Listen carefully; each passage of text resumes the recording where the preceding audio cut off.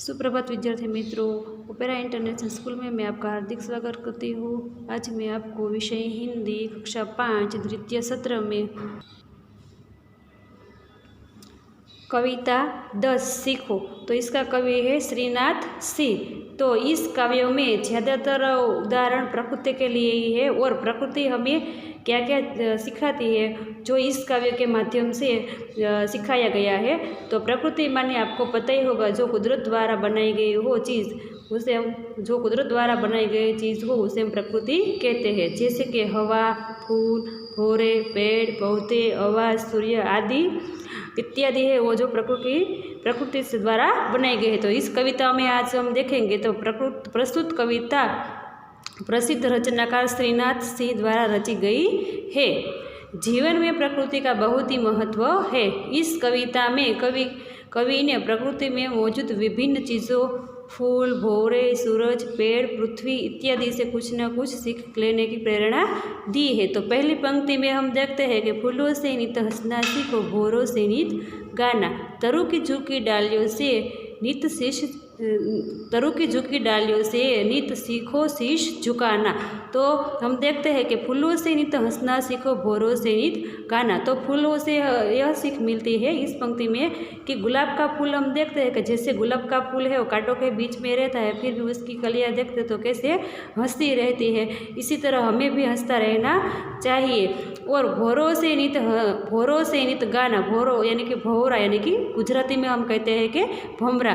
तो जो सारा हम देखते हैं कि वो फूलों में से रस सूझता जाता है इसी तरह, और सारा दिन गुनगुनाता है। इसी तरह हमें भी जीवन में सुख दुख तो आता है। तो जब दुख आता है तो हमें उसे कोई भी स्टोरी या गाना गाकर भौरों की तरफ मिटा देना चाहिए।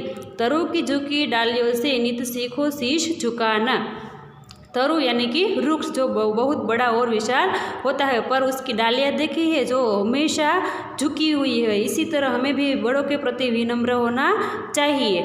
और दूसरी पंक्ति में हम देखते हैं कि सीख हवा के झोंकों से लो कोमल भाव बहाना, दूध तथा पानी से सीखो मिलना और मिलाना। तो सीख हवा के झोंकों से लो कोमल भाव बहाना। तो इस पंक्ति में कवि आपको समझाते हैं कि जैसे हवा का झोंका आता है और चला जाता है और कोमल भाव बहाता है, इसी तरह हमें भी दूसरों के प्रति सुंदर विचार प्रकट करना चाहिए। कोई भी ऐसा है वैसा ही मत कहना, उसमें जो सुंदर विचार है वो प्रकट करना चाहिए। दूध तथा पानी से सीखो मिलना और मिलाना। तो दूध तो आप सबने देखा ही होगा कि दूध है, उसमें जब हम पानी मिला देते हैं तो पता ही नहीं चलता है दूध है या पानी है। जब हम पानी में दूध मिलाते हैं तो पता चल जाता है। इसी तरह हम दूध की तरह रहना चाहिए और एक दूसरे से मिलजुल कर ही रहना चाहिए।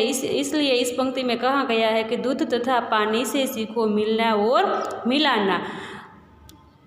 सूरज की किरणों से सीखो जगना और जगाना, लता और पेड़ों से सीखो सबको गले लगाना। तो सूरज की किरणों से सीखो और जगना और जगाना। तो इस पंक्ति में कवि हम आपको समझाते हैं कि सूरज है जो सबसे पहले उसकी किरणें झाँकते हैं और बाद में सबको जगाते हैं। इसी तरह हमें भी किसी कार्य में सबसे पहले खुद को जागरूक होना चाहिए और बाद में सबको जगाना चाहिए। लता और पेड़ों से सीखो सबके गले लगाना। लता यानी कि वेला, जो किसी के सहारे से वो पेड़ पर चढ़ता है। इसी तरह हमें भी सबको गले लगाकर और दूसरों के प्रति प्रेम भाव प्रकट करना चाहिए।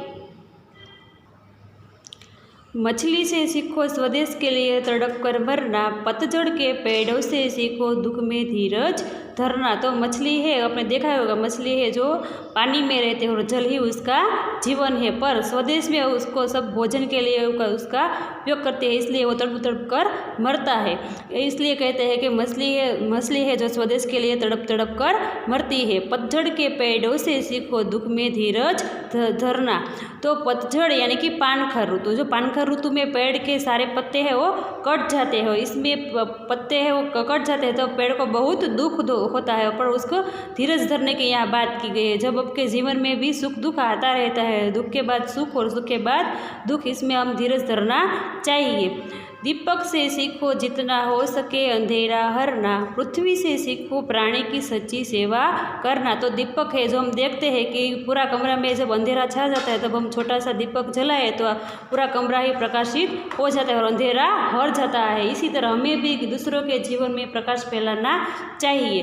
पृथ्वी से सीखो प्राणी की सच्ची सेवा करना। तो पृथ्वी है जो उस पर हर एक प्राणी बचता है, प्राणी यानी कि मनुष्य पशु पक्षी जैसा है और प्राणी, और पृथ्वी है जो उसकी सच्ची सेवा, दिल से सच्ची सेवा करती है।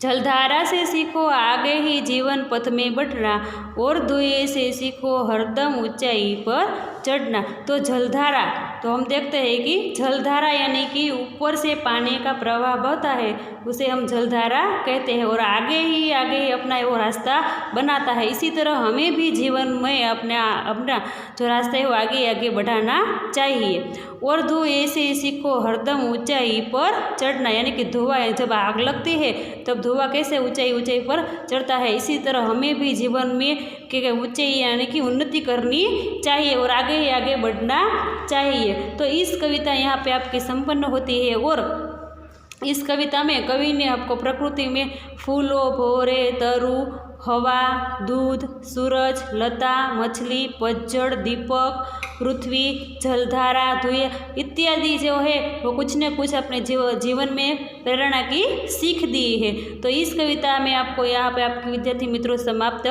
होती है। शुक्रिया विद्यार्थी मित्रों।